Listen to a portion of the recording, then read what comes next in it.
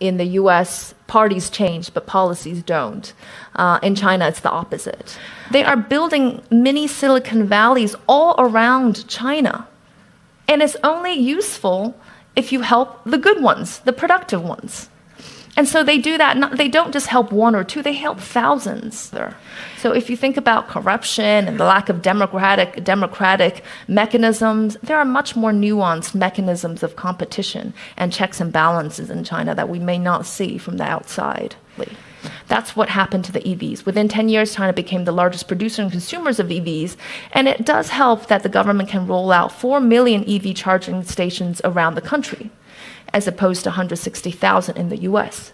It critically does make that kind of difference. Meet Professor Keyu Jin, a brilliant Chinese economist who once taught at the prestigious London School of Economics. In this captivating talk, she reveals why so many American economists have completely missed the mark when it comes to understanding China's economy. Trust me, you don't want to miss this one. China is not just a centralized system. That's what we all think.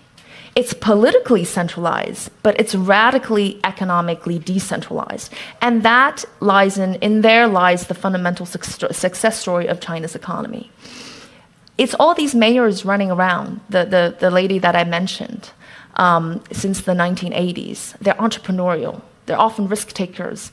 They want to bring in the best technologies and investments and capital, and they help the private entrepreneurs. Why do they help the private entrepreneurs? Because they are the best.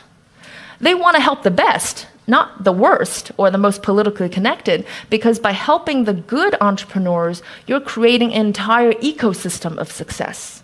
They bring jobs. They bring fiscal revenue. And by the way, this city, more than half of the fiscal revenues comes from taxes, okay, not from real estate. They have very low GDP, debt to GDP ratio. So again, I'll come back to what we should take out from this story.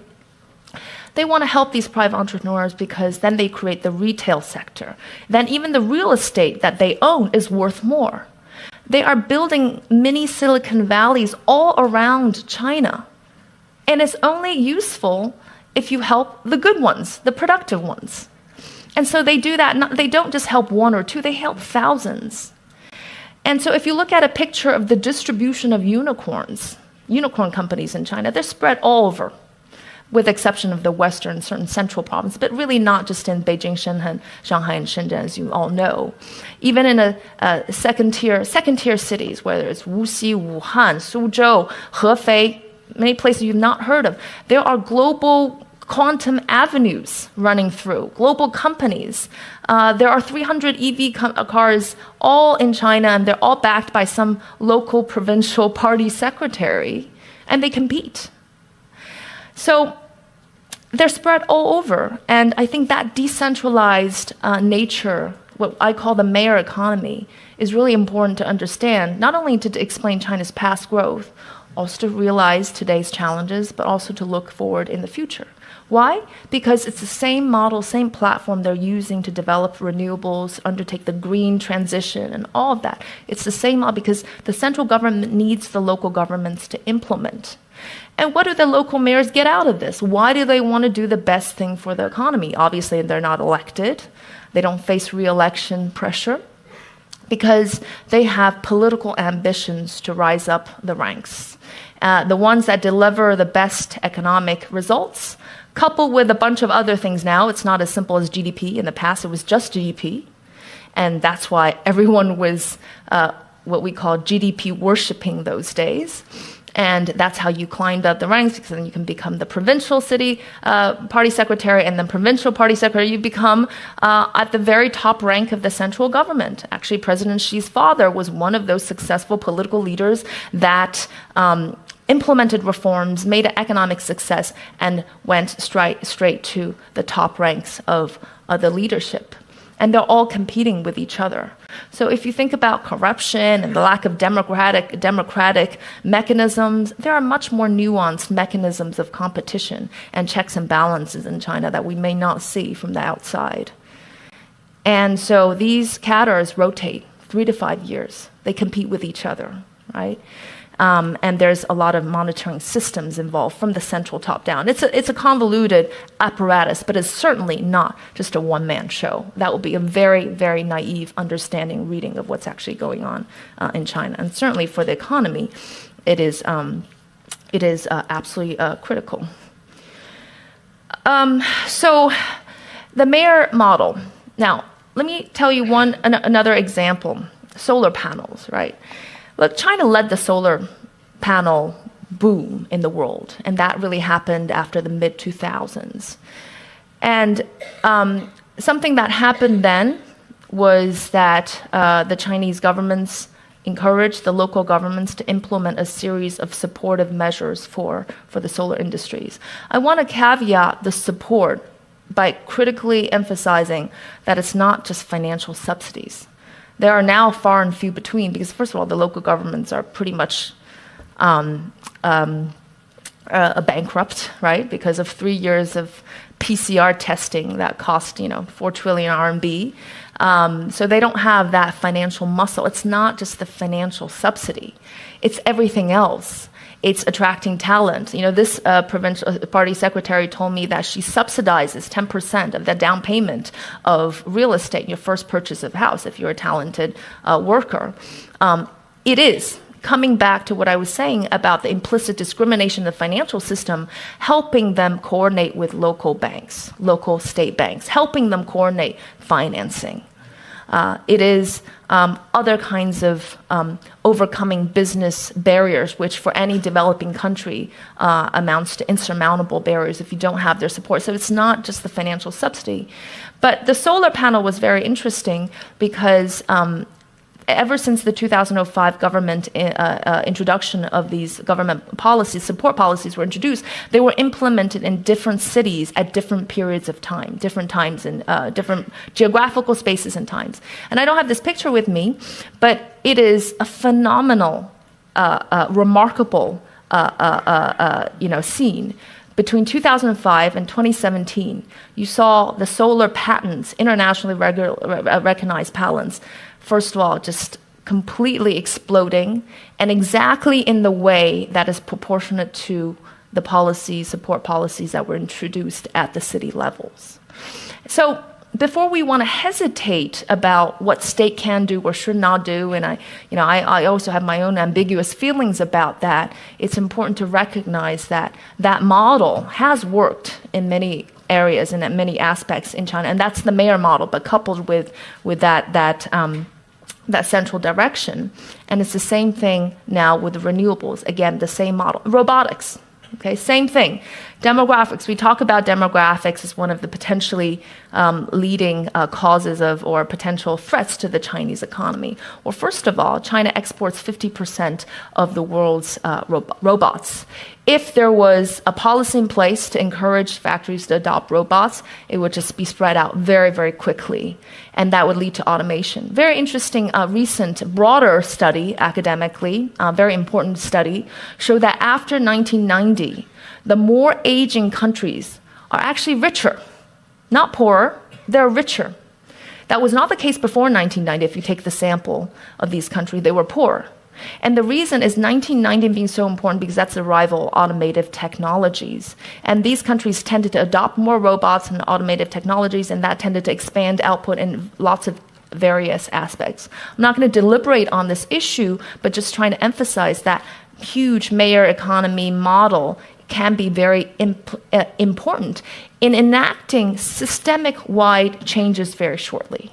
That's what happened to the EVs. Within 10 years, China became the largest producer and consumers of EVs, and it does help that the government can roll out 4 million EV charging stations around the country, as opposed to 160,000 in the US.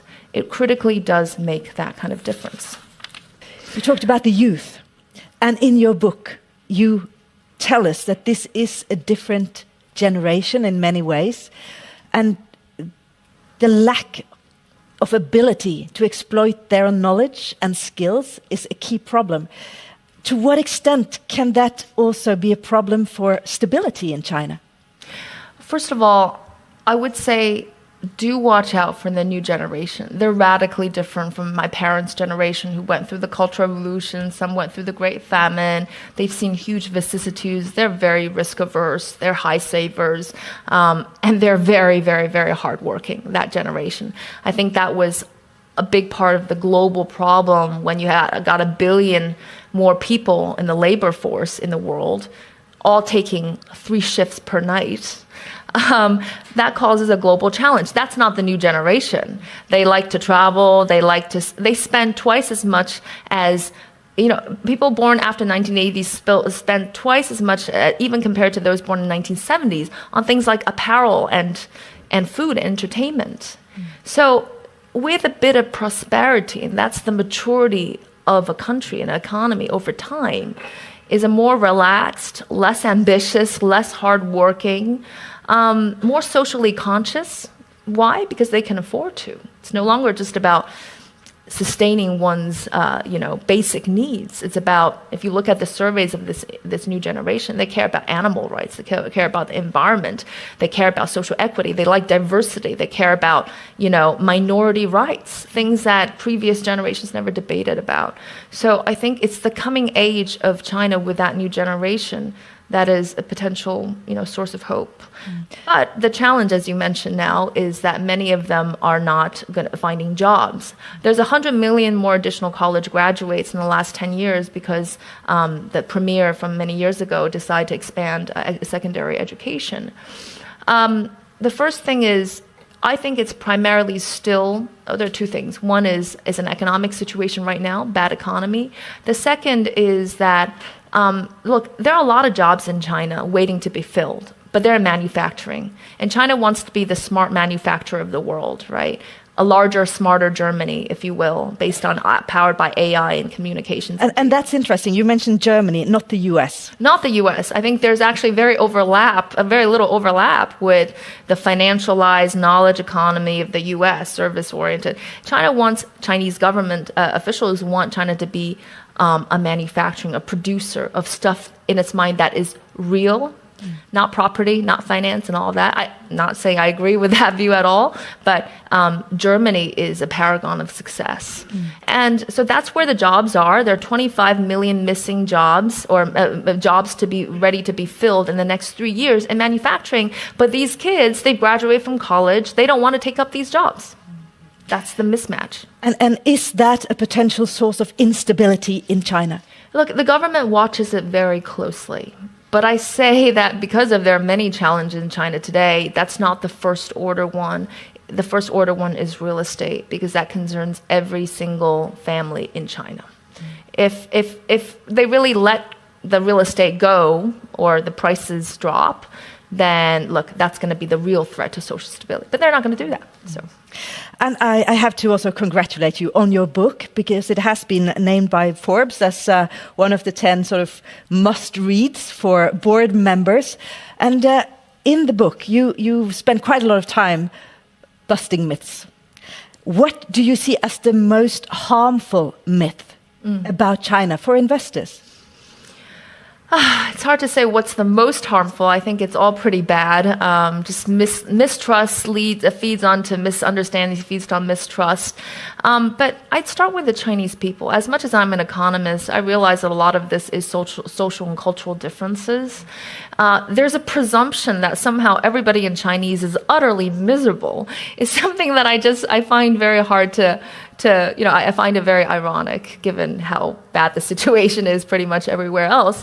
But the Chinese people don't think the same things. There's a huge difference in preferences at the cultural level. You can see by international surveys. So the Chinese people expects their government to do a lot. Some might see that as totally intolerable what the Chinese state is doing, but they actually expect that. In return, they give some deference, but not blind submission, because they do revolt. And I think another thing to understand for investors is that Chinese policies or sentiment, government preferences do shift much more than you think. I always joke that in the U.S., parties change, but policies don't. In China, it's the opposite. And you can see pendulum swings. If they think that they've really made a mistake, they will radically change. Now, there might be a time lag before they actually realize that or finally submit to it, but they can change from left to right, from one far end to the other. And I think that's the spirit with which we should, think about China. A few months ago, or say before the 20th Party Congress, it was a lot of confidence. It was a lot about ideology. It was a lot about security. Today, it's now the economy is back. It's now about the economy.